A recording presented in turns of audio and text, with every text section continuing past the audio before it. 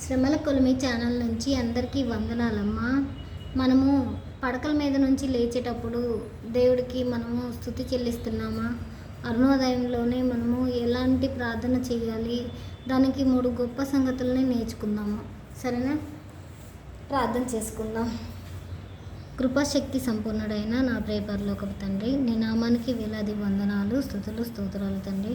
తండ్రి అని నిన్ను వేణాలతో కొనియాడుచున్నాము తండ్రి. ఈ దినాన్ని మీరు మాకు ఇచ్చినందుకు మీకు కృతజ్ఞతాస్తుతులు.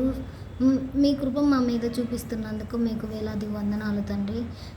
నా నోటి మాట, నా హృదయ ధ్యానం మీరే అయ్యుండాలి తండ్రి అని నిన్ను ధ్యానం చేస్తూ ప్రతి నిమిషము మిమ్మల్ని ధ్యానం చేసేలాగా చూడండి తండ్రి. నా ఇంటి వారిని నన్ను శుద్ధీకరించండి తండ్రి. నా స్వయం సిలువ వేయబడాలి, మీ చిత్తమే నెరవేరాలి తండ్రి. ఐదవదిగా మీరు నా శత్రువు మీద నేను విజయం పొందాలి తండ్రి. మీరే నాకు నా శత్రువు మీద విజయం అంటే సాతాను మీద విజయం పొందేలాగా చూడండి తండ్రి. నన్ను ఏ చెడ్డ కార్యాలు దారి తప్పించకుండా చూడండి తండ్రి.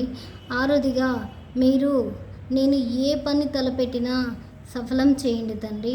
మీరు తోడు లేకపోతే నేను సఫలం చేయలేను తండ్రి. ఏడవదిగా మీరే మీ సన్నిధిని నా తోడుగా పంపించండి తండ్రి. అన్నిటికంటే ఘనమైనది మీ సన్నిధి తండ్రి. మీ సన్నిధి లేనిదే నాకు ఏ కార్యము జరగదు తండ్రి.